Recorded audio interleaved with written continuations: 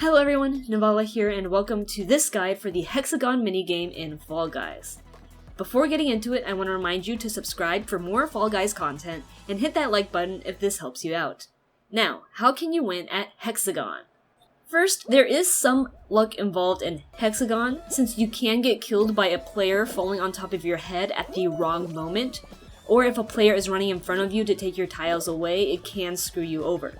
But besides players singling you out, you can win at a Hex-a-Gone most of the time as long as you play it correctly.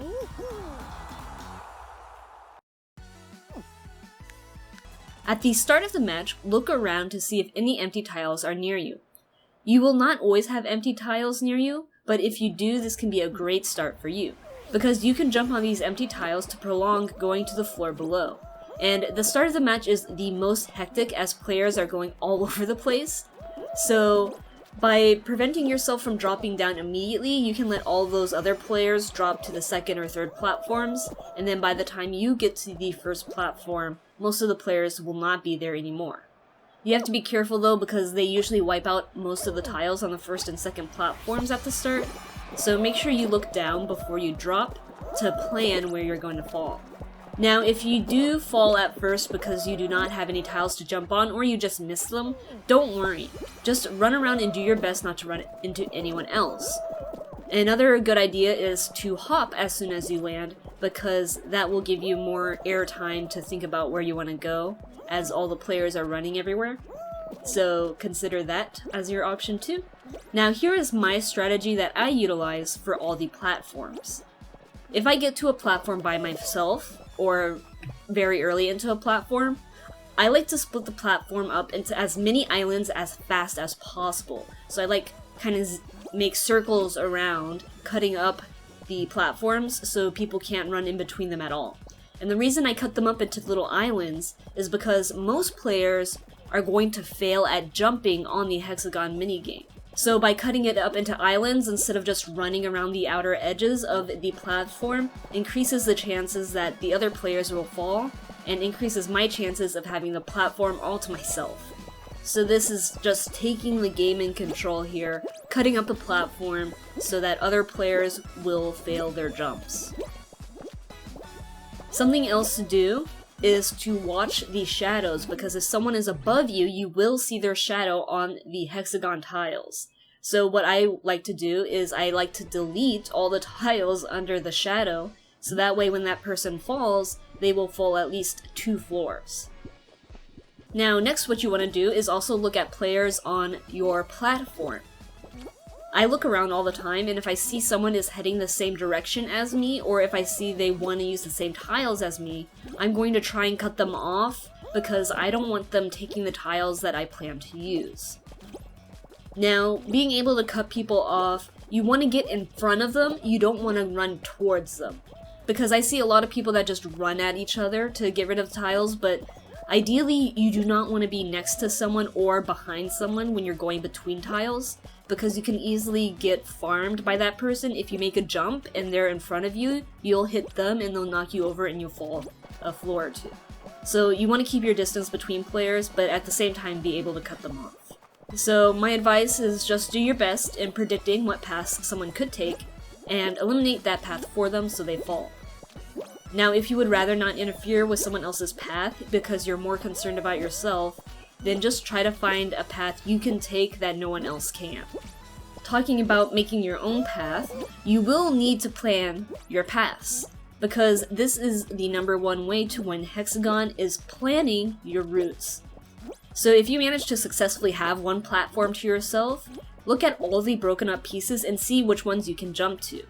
You do have to think really fast here, and you have to move your camera fast as well, because you have to continually jump as you plan your route, or else you will run out of space too quickly. If you find you're gonna run out of tiles, then look under you and find the best spot to land. As long as you plan your paths correctly, you can win. A quick tip for you is that you can dive jump to cover more distance than a normal jump. But when you dive jump, make sure to jump immediately when your character gets up, because if you do not, then you will most likely fall, unless you can run fast enough to the other tile. Perfecting the dive jump so you do not fall does take practice, so don't worry if this method doesn't work for you right away. And if you're too concerned with not being able to dive jump correctly, then just bunny hop and go to the next floor under you if you're too scared of jumping because you'll fall to your death. Something else to be cautious about with dive jumping is that you can hit 2 or 3 additional tiles during the dive jump, and when that happens, you have to really jump immediately after getting up so that you do not fall any floors. And this brings me to my other tip for you, and that's whenever you fall a floor, make sure to jump right away as soon as you land, because that will give you extra time to figure out where you want to go and look around the platform. Now, I know some people out there think the best strategy for Hex-a-Gone is to immediately go to the bottom layer and get rid of the tiles in the middle. However, this only really works when you have players who are not that great at Hex-a-Gone, or if you only have a few people, like say you get a Hex-a-Gone with 6 or 7 people, then it could be worth it because the Hex-a-Gone's gonna go on for a really long time, so people will be up in the upper layers. But personally, I never do this strategy, because if you have a lot of people, that strategy is not going to work for you. Because by going to the bottom layer, you're giving yourself no room for error, and all the players that are good at hopping will stay in the upper layers for a pretty long time. So by the time we get to the end of the match, most of the bottom layer will be gone, if not all of it is gone. There will still be at least 1 or 2 players in the upper layer, and you'll have nowhere to go and you'll fall. So by immediately going to the bottom layer, you'll most likely eliminate yourself. However, you can win with this strategy, it's just highly unlikely, and you put yourself at a huge disadvantage because you give yourself less things to work with and you'll run out of room quickly. So that is my advice for you, is to not do that strategy. In the end, the Hex-a-Gone minigame just comes down to practice. You need to practice your jumping, practice your dive jumping, practice predicting player movements, practice cutting off players, and practice making a plan. Now, it is not always possible to completely avoid players. It's just, I suggest you do your best to avoid players, and every game is different because you never know what's going to happen. But I have won a lot of Hex-a-Gone games just by doing these strategies I have told you. Just get really good at jumping and you'll be set. I know how the game goes, you know, your adrenaline's pumping and you miss a jump sometimes. It's happened to me as well. You're not the only one. But the more you play the game, the more practice you get, the easier it gets. Another suggestion I have for you is if you get disqualified early in the Hex-a-Gone minigame, then spectate the other players, because you can learn a lot from more experienced players. Watch how they jump, watch how they plan their routes, and maybe you can spectate the winner of the Hex-a-Gone and see what they do. This will basically allow you to learn from other players in the game. Another thing you can do is record your games and then watch it back and see what could you have done differently in this game to have won it. Because that will help you learn your mistakes, and then in the next game you can work on it. And with all my tips for you, I will commentate a few of my Hex-a-Gone wins to help you out. Seeing how I won in these Hex-a-Gone games will hopefully help you out in your own games, and make sure to let me know in the comments below if it does. Alright, so here I know I can jump on these tiles, and the reason I didn't go to my left there is because I thought the dinosaur was gonna jump there, so if I had not assumed he was jumping there, I could have actually stayed up there for a lot longer. So now I'm just running with these people, but it's really hard as you can see because they just take the tiles behind you, and I'm cutting it up into little islands. See, I'm making circles, trying to cut up these tiles so people have to jump more. And I'm trying to get around this french fry dude without him bumping into me. So now I'm hopping to get away from the soda guy, but I still fell, and now I'm gonna just try and cut this up a bit. The goal here is just to put as many jumps in between each tile, so like making a bunch of islands, because people fail at jumps so much because, of course, high intensity adrenaline situation here. I definitely have whiffed a few jumps in my day, and I know I'm jumping kind of fast. I could wait a bit longer in between jumps here, but it's because of the freaking pressure. I just sometimes jump too fast because it's just, you want to win, right? And so there's a lot of pressure here. So see, I messed up. I didn't bunny hop everything, but I would rather do that than to fail and fall multiple floors. So whenever you're unsure of yourself, feel free to walk a little bit, especially in this situation. Like, I have so much room. I'm the only one up here at the moment, and I just can bunny hop to my heart's content. I do have a route planned out though here, because I want to make sure to maximize the usage of all these tiles. See, so I went around this way so I can use these tiles. I can go back to the main platform over here, and I'm thinking about those other platforms that are right in front of me. I keep moving my camera because that's how I plan my routes. I continually move my camera around. And I won there, but you see, I purposely left those spaces so I could jump on the platform I was going to and then jump back to the original platform. So you do want to be thinking ahead like that, where you want to go to one platform, maybe, use some of the tiles there, go to another platform, and then go back to your original platform. Alright, you will notice this one is also a low number count hexagon, and immediately I go to my right, and the guy whiffed his jump there, so I got a lot of use out of that. Unfortunately, a lot of other people got uses out of theirs as well, so there's multiple people up here with me. So now I'm just slicing up the platforms, cutting it up so people have to jump more in order to stay on. So see here, and now I see the last guy fell, so now I'm free to bunny hop to my heart's content between the platforms here. I do feel the pressure. I'm jumping a little fast. I should be jumping slower, but it is what it is. I have a lot of room for error since I'm still on the first platform here. I'm looking down because I'm going to fall, and I completely failed the landing there. I dropped 2 floors instead of just the one. So now I'm going to slice up this platform real good. See, I'm cutting in between each one's, making a bunch of islands. That way the person that's upstairs still, when they fall, they will have to jump a lot more. Now at this point, I'm not sure if anyone's above me. That's why I start bunny hopping right here. I don't know if someone's still upstairs or not. But there, I see the shadow, and I know immediately someone's up there, so now I'm cutting up that side of the platform. That's why I'm running here. I'm trying to eliminate their options. Now I'm bunny hopping because I'm hoping they'll just fall through. Okay, I hear that. I hear the sound of them falling. I turn my camera, I see them there. I immediately beeline to this section of the platform so I can eliminate all these tiles. The reason I'm doing this is so that that person can no longer get to this entire side of the Hex-a-Gone platform. You see that? Now they're completely isolated. There is no way for them to come over here, so they're guaranteed going to run out of tiles faster than I will. So see, they can't even connect to those tiles.